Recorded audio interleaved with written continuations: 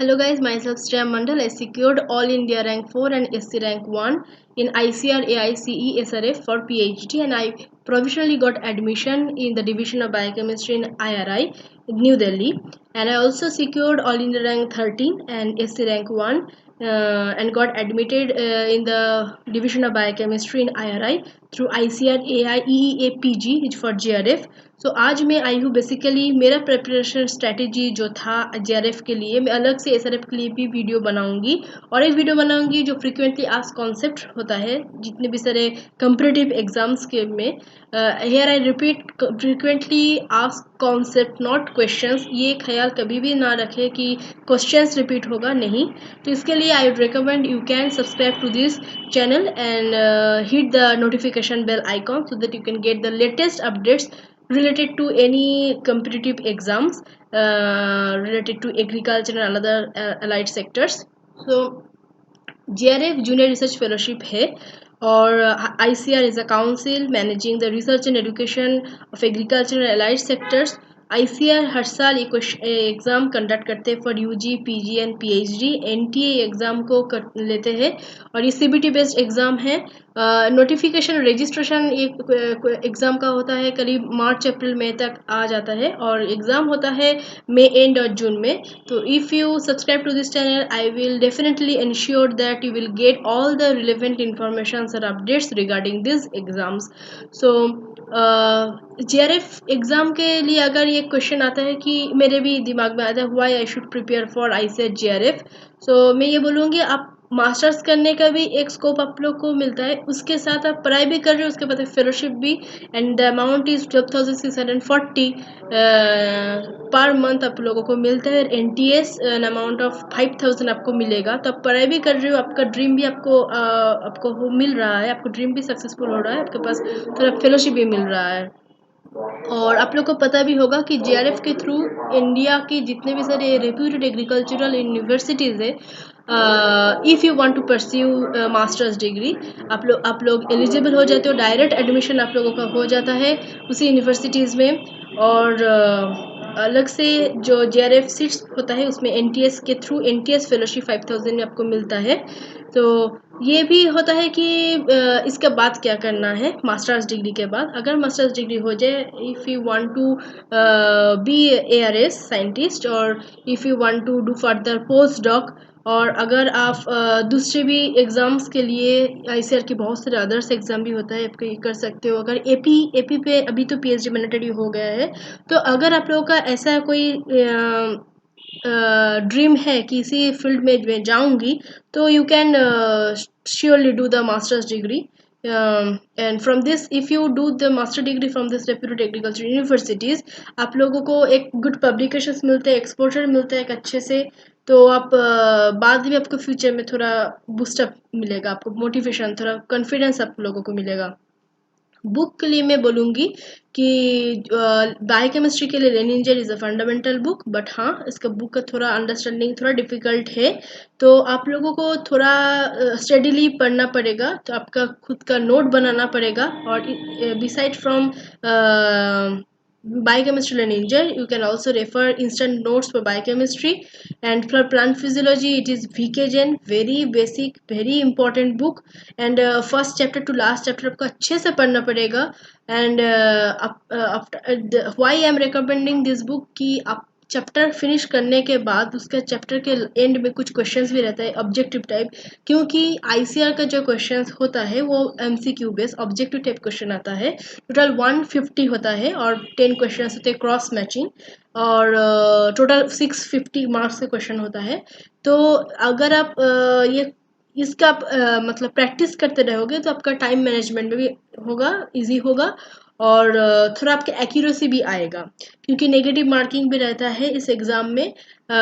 For negative marking जो objective type है उसमें -1 डिडक्ट होता है, और जो क्रॉस मैचिंग है पार्ट पेयरिंग में 0.2 डिडक्ट होता है। तो you have to be very careful about the negative marking, इसके आपका रैंक में भी थोड़ा इधर उधर हो जाता है। तो मैं ये बोलूँगी कि बुक्स ये सब तो होगा ही। बायोटेक्नोलॉजी के लिए expanding horizon is the best book ever. तो इसके भी क्या सेम सजेशन मेरा है कि जैसे वीके जैन उसी तरह की एक्सपेंडिंग हॉरिजन की first chapter two and chapter बहुत अच्छे से पढ़ना है, मगर इम्यूनोलॉजी बहुत डेप्थ में पढ़ने का ज़रूरत नहीं है, थोड़ा सरफेस लेवल पे थोड़ा टर्म्स आपको क्लियर रहना पड़ेगा। और जितने भी सारे लिस्ट है, जितने भी सारे चार्ट्स है, वो बायोकेमिस्ट्री की हो, बायोटेक्नोलॉजी का भी हो, प्लांट फिजियोलॉजी का भी हो, जितने भी सारे इनिबिटर्स है उसके मेकानिज्म्स, ये आपको थोड़ा अच्छे से मेकानिज्म्स, फोटोसिंथेसिस, रेस्पिरेशंस की कैलकुलेशंस, आईसीआर कभी भी बहुत सारे मैथमेटिकल क्वेश्चंस नहीं पूछते हैं, तो बहुत इंफॉर्मेटिव क्वेश्चन है, इसीलिए आपको पढ़ना पड़ेगा ध्यान से, और पहले से ही आपको अच्छे से नोट्स बनाना पड़ेगा, क्योंकि बाद में टाइम मैनेज भी नहीं होता है। बहुत ह्यूज सिलेबस है प्लांट बायोटेक्नोलॉजी के, आपको माइक्रोबायोलॉजी के लिए भी प्रिपरेशन करना पड़ेगा, क्योंकि एग्जाम पैटर्न बहुत भी अनप्रेडिक्टेबल है।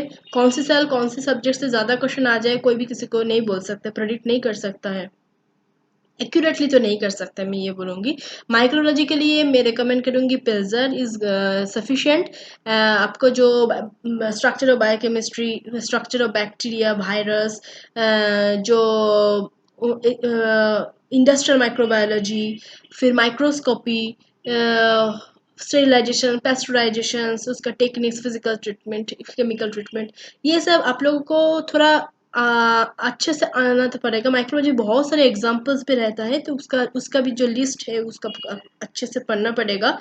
तो अगर आप लोगों को क्वेश्चन होगा कि एमसीक्यू कब करना है, यस एमसीक्यू तो करना है, मगर first you finish the entire syllabus, revise करो, उसके बाद साथ के साथ आप एमसीक्यू करना स्टार्ट कर दो, कि बहुत अच्छे से, मतलब बहुत दिन रात एमसीक्यू करने की ज़रूरत नहीं।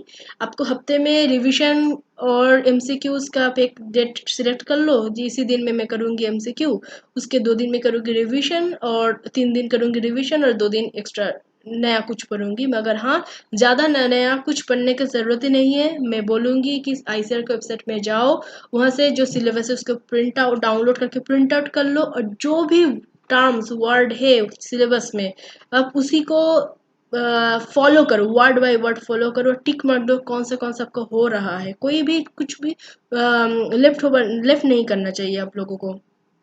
क्योंकि आईसीआर की ये एक अच्छी बात है कि आईसीआर को भी पता है हम लोग यूजी खत्म करके मास्टर्स के लिए जाते हैं, कोई थोड़ा बहुत बहुत ज़्यादा रॉकेट साइंस क्वेश्चन पूछता भी नहीं है। ये मैं डिफ़िकल्टी लेवल बोलूँगी मॉडरेट टू हार्ड, क्योंकि इन्फॉर्मेटिव बेसिस होता है क्वेश्चन, अगर आपको पता है तब कर सकोगे, नहीं तो आपको आपको मतलब जेहेतु as there is negative marking, you have to be very cautious about the negative marking. तो इसके लिए मैं बोलूँगी जो आपको एमसीक्यू करना तो पड़ेगा, मगर हाँ यहाँ पर भी और एक क्वेश्चन रहता है कि पीवाईक्यूज भी रहता है कि नहीं। नहीं, आईसीआर का कोई भी क्वेश्चन पीवाईक्यूज अवेलेबल नहीं है नेट में। जितने भी सारे एमसीक्यूज वो क्लेम करते भी है, वो बहुत ज़्यादा से ज़्यादा मेमोरी बेस्ड क्वेश्चन है, आप कर सकते हो, यूज़ कर सकते हो।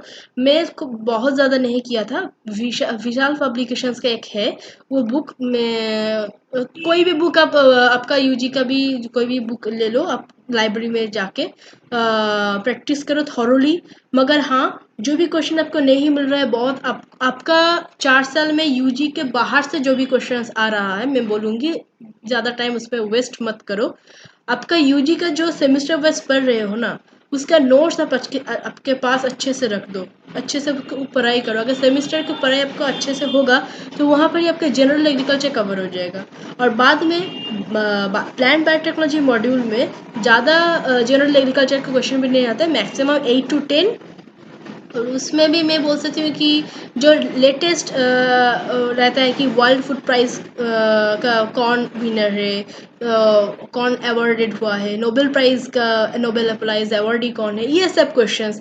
और इसके लिए मैं बोल रही हूँ इस चैनल में भी आप बाद में भी बहुत सारे ऐसे इम्पॉर्टेंट अपडेट्स मिलेगा, तो अगर आप इसके साथ जुड़े रहोगे तो इसका एमसीक्यूज भी मैं अपडेट करूँगी, तो फॉलो कर सकते हो, आपको डेफिनेटली हेल्पफुल तो होगा ही। मैं ये बोल सकती हूँ, मैं खुद स्ट्रैटेजी प्लान करके मैं यहाँ तक आई हूँ, इसीलिए मैं बोल रही हूँ। तो मैं इसको लेकर ही बोलूँगी, ज़्यादा परेशान होने के ऐसा मत हो कि बहुत कहाँ से पढूँ, क्या पढूँ, कब से पढूँ, कितने घंटे पढ़ना चाहिए।